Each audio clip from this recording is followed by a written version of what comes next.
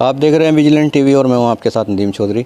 और आज एक ऐसे मामले से, ऐसे घटनाक्रम से आपको अवगत कराना चाहता हूं जो जिसे सुनकर मुझे भी बहुत ही अचंभा हुआ, अजीब लगा कि कैसे एक कलयुग में क्या क्या नहीं हो सकता।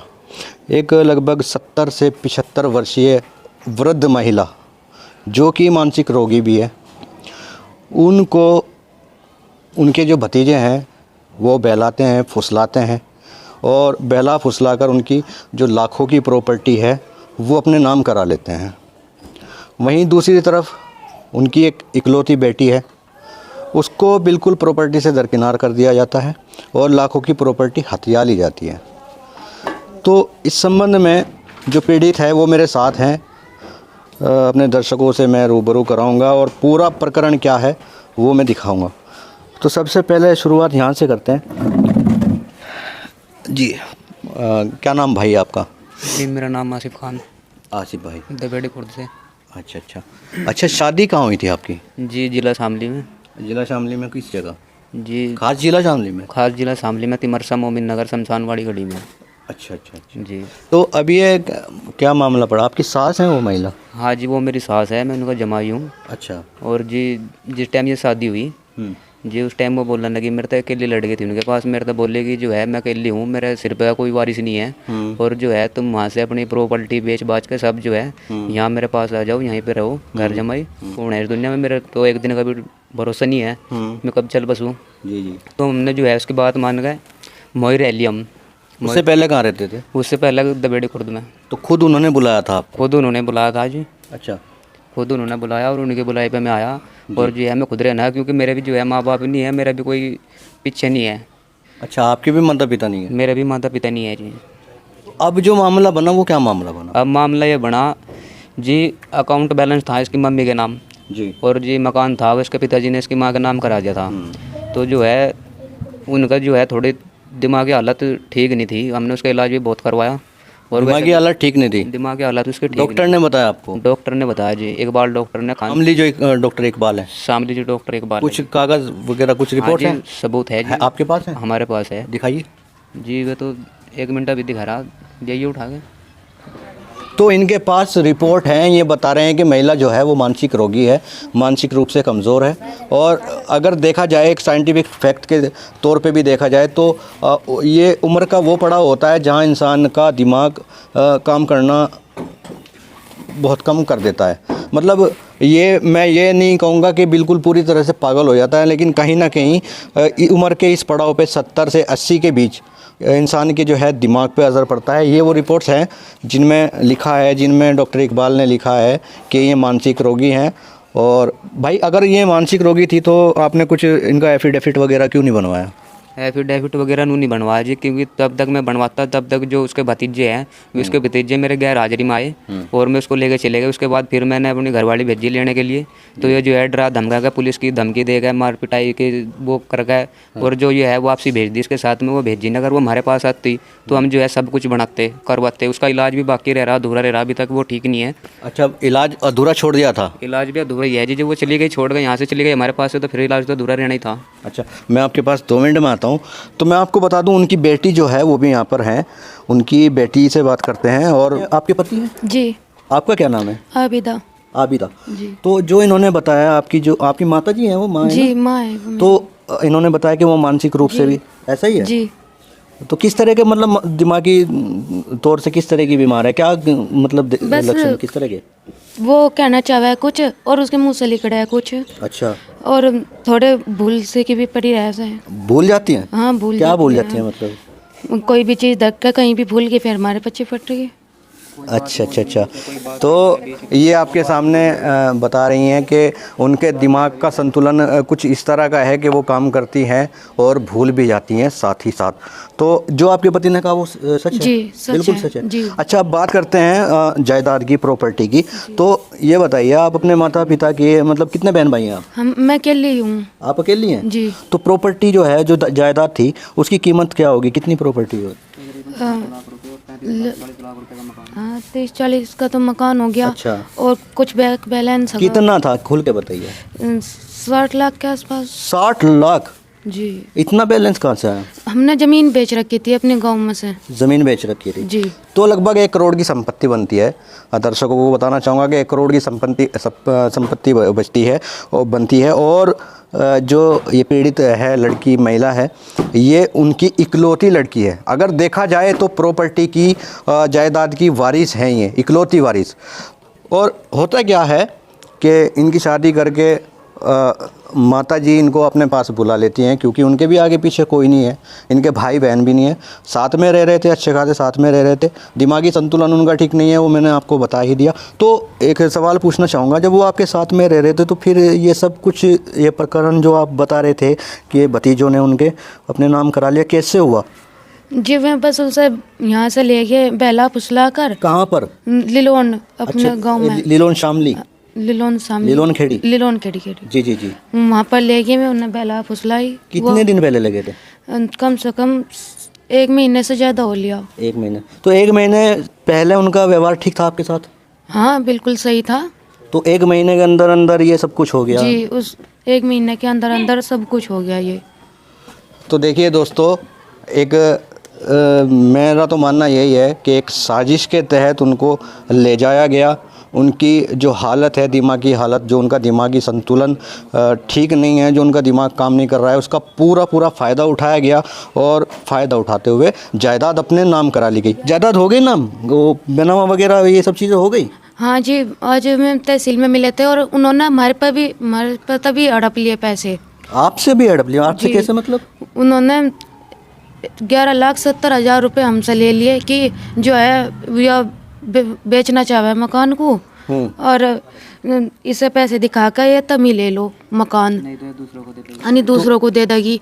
तो मैं भाई साहब से बात करता हूँ, इस टोटल कितने गए आपके पास से? टोटल जायले जी मेरे पास से 11,70,000 रुपये, और जो इस वजह से गए क्योंकि जो है मैंने ज़मीन बेची थी अपने गांव में से। अच्छा, दबेड़ी से? दबेड़ी खुर्द से। हाँ। और मकान भी बेच रखा जी। अच्छा। और जो है मैंने इसकी माँ के इलाज में पैसे लगाए, इसके घर पे मैं भी बीमार था जी, मैं करने के लायक था नहीं किसी भी कीमत पे कुछ भी जी जो है घर का खर्चे चलाना था जी। और जी कुछ पैसे बच रहे थे मेरे पास।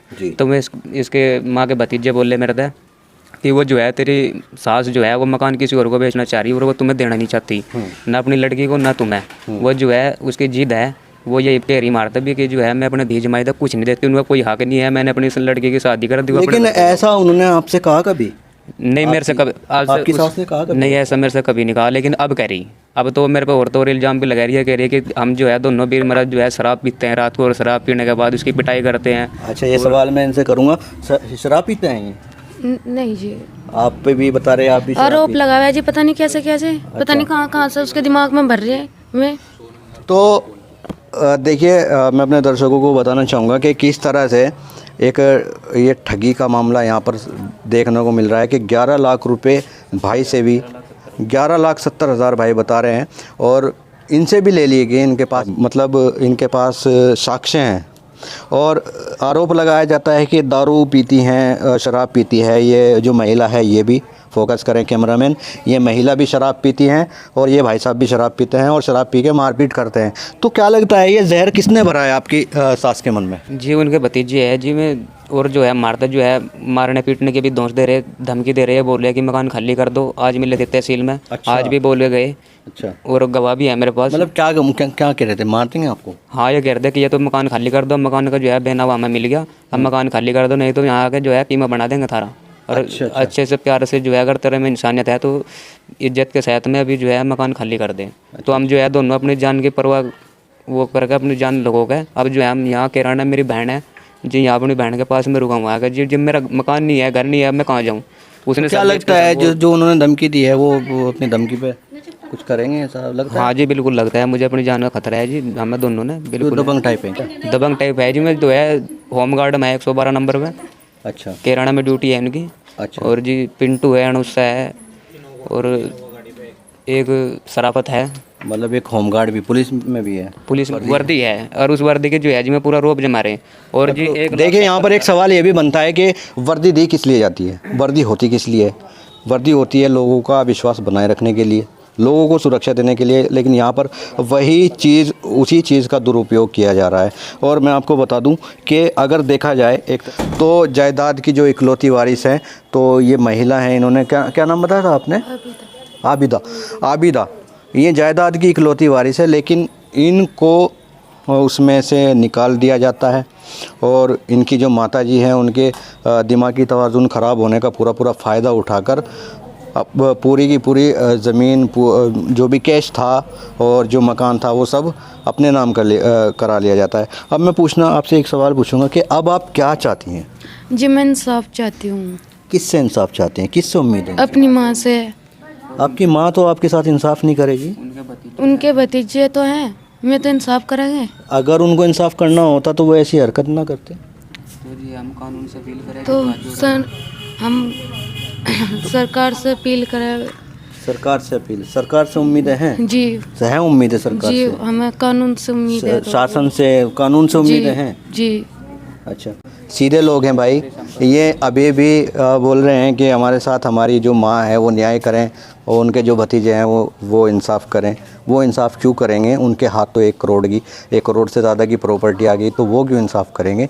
अब इनकी आखिरी उम्मीद बची है शासन और माननीय तो और हमारी जो प्रदेश सरकार है और हमारे जो माननीय प्रधानमंत्री हैं नरेंद्र मोदी जी।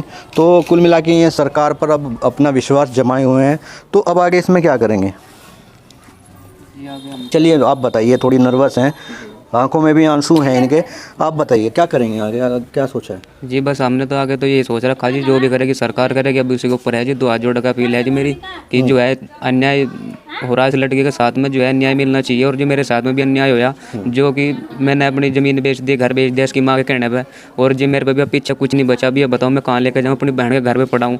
कब तक, कितने दिन तक रहूँगा जी यहाँ, कब तक रह सकूँ जी? जो मेरे पास पैसे थे, प्रॉपर्टी थी, वो मैंने सब बेच दी और सब बेच कर उन्होंने हथियार ली। वो भी मैं बेला फुसला के उसके मकान का लालच देगा कि ये जो, और दर्द इनकी आंखों में, इनके चेहरे से साफ तौर पे जाहिर होता है। बहन आप क्या कहेंगी लास्ट में, अंत में क्या कहेंगी? जी बस मैं तो इंसाफ ही चाहूँ। इंसाफ चाहती हूँ जी। अपना हक चाहती हूँ? जी।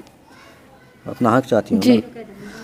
तो मैं अपना हक चाहती हूँ। हक चाहती हूँ जी। और अपनी माँ को अपने पास, और अपनी माँ को अपने पास रखना चाहती हूँ मैं। अपनी माँ को अपना बात से। जी। आपकी माँ ने इतना सब कुछ किया, उसके बावजूद बस जी रिश्ता तो टूटता नहीं, चाहे इंसान बुरा बन जाओ, लेकिन वो जो रिश्ता हुआ है ना वो बड़ा ही अटल। रो क्यों रही हो? क्या करूँ सर, बहुत जोर पड़ रहा है। रो मत। तो दोस्तों ये है एक कलयुग की दास्तान, जहाँ पर एक लड़की को उसी की माता का दुरुपयोग करके, उसी की माँ का दुरुपयोग करके एक लावारिस अवस्था में छोड़ दिया जाता है, घर से निकाल दिया जाता है। और आज इनके पास रहने के लिए छत नहीं है, अपनी बहन के घर पर ये रह रहे हैं। और जिनकी मौजानी थी आ गई, जो करोड़पति बनने थे वो बन गए। और अब तो दोस्तों आप ही फैसला कीजिएगा कि कितना सही हो रहा है और कितना गलत हो रहा है। कमेंट बॉक्स में एक बार कमेंट करके ज़रूर अपनी राय दीजिएगा। एक बार मैं फिर से दिखा दूँ, ये पीड़ित महिला है, अपने माँ बाप की इकलौती बेटी है और इसको लावारिस अवस्था में बाहर फेंक दिया गया है। इनकी जो माता है उनके भतीजों के द्वारा एक षड्यंत्र रचा जाता है।